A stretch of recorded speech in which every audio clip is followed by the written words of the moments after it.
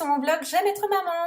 Je suis très contente de vous retrouver donc chaque semaine pour une petite vidéo où je parle un petit peu de papotage maman, vous raconter un petit peu ma semaine de ce qui s'est passé avec mes enfants. Donc en fait, je suis maman pour celles ou ceux qui viennent d'arriver sur cette vidéo. Je suis maman de 2 enfants, un garçon de 10 ans et un petit garçon également de 9 mois.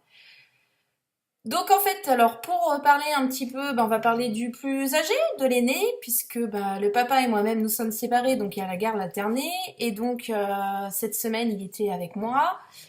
Et comment ça s'est passé, puisque pour ceux qui me suivent, vous savez que c'est un petit peu conflictuel avec lui. Enfin, on a beaucoup de mal à communiquer. C'est très compliqué en ce moment avec lui. Donc souvent en fait. J'ai un petit peu réfléchi un peu en quoi on pouvait se prendre la tête. C'était surtout au sujet des devoirs, du rangement et puis un petit peu de l'aide dans la maison, c'est-à-dire mettre la table, débarrasser, participer un peu aux tâches ménagères de la maison. Donc ça, c'est souvent des choses qui peuvent nous fâcher. Et donc, je me suis dit, j'ai besoin d'aide dans tout ça parce que je ne sais pas comment communiquer avec lui. Enfin, vraiment, c'est quelque chose qui me met en colère. Et donc, vous savez aujourd'hui que j'ai décidé de changer et de ne plus me mettre en colère. Et donc, j'avais besoin d'aide et j'ai fait appel à une personne, donc à une femme qui s'appelle Diane. Et donc, qui ça fait 14 ans en fait qu'elle pratique la communication non violente. J'ai fait appel à elle, donc elle fait du coaching en fait relationnel, et elle m'a beaucoup aidé, et ça fait un bien fou de se sentir comprise, et puis de nous donner en fait des clés pour mieux gérer ces situations. Donc elle m'a bien expliqué en fait de communiquer avec lui sans en fait lui donner d'ordre ou imposer quelque chose, mais vraiment, quand il faut communiquer, que ce soit avec vos enfants, n'importe qui, votre mari ou autre, c'est vraiment communiquer en exprimant en fait ses sentiments et ses besoins. Voilà, c'est la base, ça paraît bête en fait finalement, mais croyez-moi, pour l'avoir pratiqué, ça change tout. Et aussi de communiquer en fait avec de l'empathie. Je peux vous donner un exemple. Mon fils, en fait, cette semaine, il s'est pris la tête au foot. Il s'est fait virer du terrain. Il était en colère. Et donc, il est arrivé quand je suis venue le chercher, mais c'était la catastrophe. Et croyez-moi, habituellement, j'aurais pété un câble. J'aurais dit, mais c'est bon, quoi. Tu me saoules. Voilà, encore une fois, tu râles, tu t'énerves, il y a toujours quelque chose.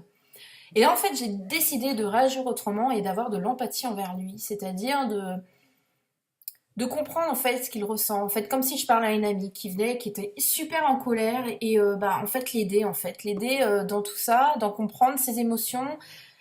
Et donc je lui ai dit d'accord, donc tu t'es senti énervé, blessé de t'être fait virer, j'ai employé en fait ces termes, du terrain. Et il me disait oui, je suis énervée, il m'a fait ça, d'accord. Et à chaque fois, en fait, j'avais de l'empathie pour lui, d'accord. J'essayais de comprendre, ce qui veut pas dire que je suis forcément d'accord, puisqu'il a été apparemment désagréable avec le coach. Je lui ai simplement dit que moi j'avais besoin en fait j'avais besoin de politesse, j'avais besoin de respect vis-à-vis de l'adulte, parce que moi j'ai le sentiment en fait de l'avoir mal éduqué, en fait, de l'avoir voilà, je lui exprimais mes besoins, je lui exprimais mes sentiments, et franchement j'ai été mais agréablement surprise. Et du coup le fait d'avoir de l'empathie, qu'on a communiqué, on a discuté calmement, et en arrivant à la maison il était apaisé, il était bien zen, alors que croyez-moi j'en aurais eu pour toute la journée. Donc comme quoi vraiment la communication c'est vraiment hyper important, et toute la semaine j'ai pratiqué ça. Et j'ai vu, mais vraiment, mais ça a été une révélation. Euh, je me suis beaucoup intéressée à l'éducation positive, la parentalité positive, mais la communication non violente, ça a été vraiment un... Finalement, ça se rejoint, mais la communication non violente, c'est pas que sur la parentalité, que sur les enfants, en fait. C'est une façon de communiquer avec tout le monde. Et finalement, on peut pas se dire, je vais communiquer que comme ça avec mes enfants, c'est avec son entourage, avec son mari, avec ses amis, avec son patron, avec ses collègues, c'est avec tout le monde. Et je vois que mais c'est vraiment, ça a été une révélation pour moi, et ça a été radical, vraiment radical avec Evan. Et enfin, je suis très très contente de partager ça avec vous.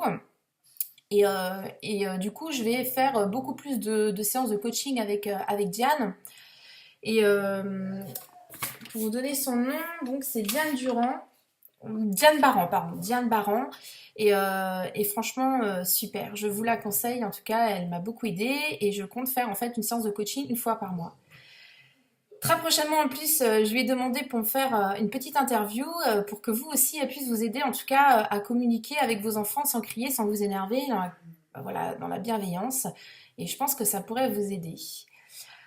Ensuite, pour mon tout petit, eh bien écoutez, je suis très contente. La crise du huitième mois, je vous en avais parlé. Eh bien, on voit que ça s'améliore chaque jour, chaque semaine en tout cas. Là, hier soir, il a réussi à s'endormir seul. Alors par contre, le problème, c'est qu'avant, je lui chantais sa petite chanson, il s'endormait. Il fallait que je sois là pour l'endormir. Et donc, j'ai vu que hier soir, bah, en fait, il se met debout sur son lit. Ça, c'est tout nouveau. Il se met debout. Et donc, du coup, bah, c'est super rigolo. Et ben, c'est l'enfer pour l'endormir. Et donc, du coup, hier soir, je lui dis, bah, écoute, mon chéri, là, maman, elle va te laisser tranquille. Tu vas t'endormir parce que là, tu fais le foufou, tu t'amuses. Papa et maman, ils sont juste à côté. On est là pour toi. Et donc, je suis partie de la chambre. Il a pleuré, quoi. Allez, même pas une minute, mais pleuré chouiné, quoi. On voyait bien que c'était pas du pleur, parce que vous savez que je suis pas pour laisser pleurer bébé. Et puis, on a mis la télé un peu plus forte, on a discuté. Je lui disais, hey, maman, elle est à côté, t'inquiète pas, tout va bien. Et là, il s'est endormi. Magique. Donc, je suis trop contente, parce qu'après quasiment 2 mois où ça a été juste un cauchemar, puisque voilà, c'était la crise d'angoisse du huitième mois. Et là, il commence petit à petit à s'endormir seul dans son lit. Donc, c'est une grosse victoire pour lui. Et puis, je suis contente bah, que lui se sente bien, surtout. C'est ça aussi. Donc, voilà un petit peu ma semaine. Moi, je crois que je vous ai tout raconté. Là, je vais devoir vous laisser, puisque là, on va partir chez des amis. Je vous souhaite une très, très, très bonne soirée. Et je vous dis à la semaine prochaine.